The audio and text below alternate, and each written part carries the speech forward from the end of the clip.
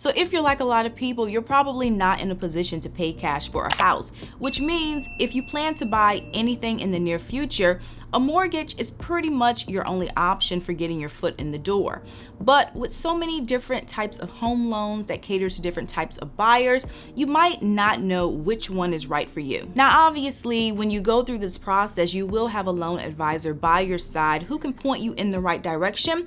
But before even meeting with anyone, it is so important that you at least know your options, because if you're meeting with your loan advisor and you're hearing about mortgage programs and their requirements for the first time, that information, it can be overwhelming. But on the other hand, if you do a little research beforehand and you're somewhat familiar with what's expected of you, that can help you prepare for the process, and it can also help minimize problems. Now, there's so many different mortgage programs to choose from, and obviously we can't cover them all in today's video, but what we will do is break down some of the basic requirements for 4 common types, those being conventional, FHA, USDA, and VA loans. So the first mortgage on our list is a conventional loan, and this is the most common type of mortgage. Just about every lender offers them, and I recently read that they make up about 80% of the market share. And these loans are favored because they generally have lower costs compared to other programs.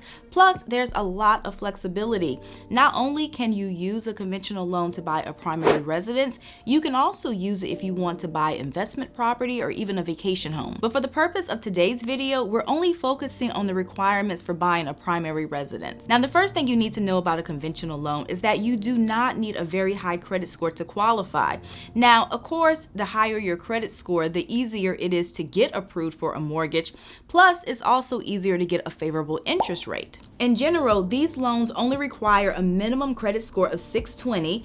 Plus, you're able to qualify with a low down payment. Options include the conventional 95, which only requires 5% down, or conventional 97 loans that require 3% down. Now, the fact that you can get approved with such a low down payment is attractive. But one thing to keep in mind is that when you buy a house with less than 20% down, you are required to pay private mortgage insurance. This is an added expense which is included with your mortgage payment. But the thing about private mortgage insurance is that it doesn't protect you. It actually protects your lender in the event of default. But the good news about private mortgage insurance is that it is not permanent. As you pay down your mortgage balance and as your home appreciates in value, you build equity. And once you have between 20 and 22% equity, your lender, they will remove private mortgage insurance. And at that point, your mortgage payment, it will decrease. So the second item on our list is an FHA home loan, and this is another popular option, especially among first-time home buyers and those with past credit issues. Now, this is a government loan that's backed by the Federal Housing Administration, but to be clear, the FHA does not create loans. They only insure the loans. So if you want this type of mortgage, you have to get your financing through an FHA approved lender. But these loans are attractive because they have the lowest minimum credit score requirement than any other mortgage program. Plus, you're able to buy with a low down payment. In most cases, you can get an FHA loan with a credit score as low as 500 to 580. Borrowers with a credit score 580 and higher can get approved with a down payment of 3.5%. But if your score is lower than 580, you must have a 10% down payment. But one thing to be mindful of is that even though this program will allow you to get approved with a low credit score, that doesn't mean that everyone who has a low credit score will qualify. Basically, your lender will look at your recent credit history over a period of about 12 months. And during this 12-month period, you're generally not allowed to have more than one late payment on your credit report.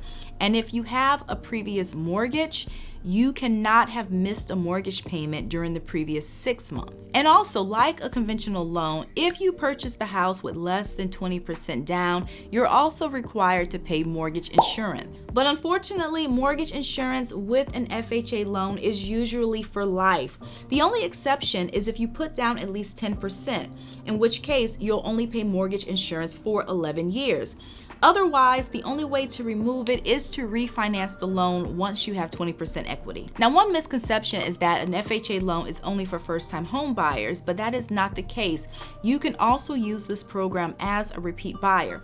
But one thing to keep in mind is that these loans, they're only available for a primary residence. So if you are buying an investment property or maybe a vacation home, this is not the option for you. The only exception is if you're buying a 2 to 4 unit multifamily home. In that case, you are allowed to live in one of the units and rent out the others. Now, a USDA mortgage is another type of government loan, and these are insured by the U.S. Department of Agriculture. Now, this program, it is slightly unique because in order to use the loan to purchase a home, you must buy a property that's located in an eligible rural area. But I want to be clear, using this program does not mean that you have to buy a house in the middle of nowhere.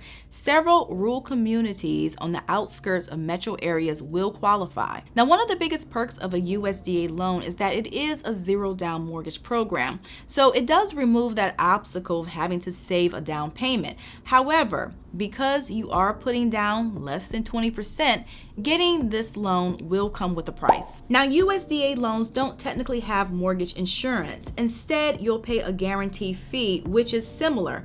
And unfortunately, this fee, it is for life. So the only way to get rid of it is to refinance your home into a different loan program once you have enough equity. Other things you need to know about this program is that it typically requires a minimum credit score of 640. You can only use it when buying a 1-unit owner-occupant property.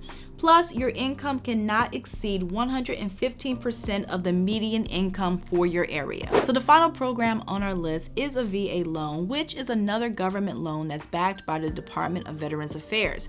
However, not everyone will qualify for this program. However, this program does have a lot of perks. So if you meet the requirements for financing, it's probably the best program for you. For starters, the VA doesn't set a minimum credit score to qualify. After doing some digging, I discovered that most minimums will range between 620 and 660. This is also a zero-down program, but unlike other types of mortgages, you don't have to pay mortgage insurance. Now, one thing to keep in mind is that being a veteran or a service member does not mean that you will automatically qualify for this program. To qualify, you first must meet the minimum service requirements. And if you do, you'll need to get a VA certificate of eligibility, which you can get through the VA or through your lender. Now, this certificate, it confirms that you're eligible for the program, and it also has information about your VA entitlement, which is the amount that the VA will repay your lender if you default. You must also use a VA approved lender, and the property must be your primary residence. And similar to using an FHA loan, if you buy a multi-unit home, you must live in one of the units. And another thing to keep in mind is that a lot of mortgage programs also have debt-to-income requirements. And if you're not familiar with this term, your debt-to-income ratio is basically the percent of your gross monthly income that goes toward making your minimum debt payments. And you can calculate your own debt-to-income ratio by adding up all of your minimum monthly payments and then dividing this number by your gross monthly income. And debt-to-income requirements do vary by program. For example, with a conventional loan, you're typically allowed a DTI up to 36%. Sometimes a lender will allow up to 45% or 50% with compensating factors. With FHA, you're usually allowed a DTI up to 43% and up to 41% with a USDA and a VA loan. But to be clear, these are only guidelines. They are not hard requirements. So there is some flexibility if you have a superb credit score or maybe a large cash reserve. So I really hope that you guys found this information helpful. And as I mentioned earlier, I only wanted to provide basic information.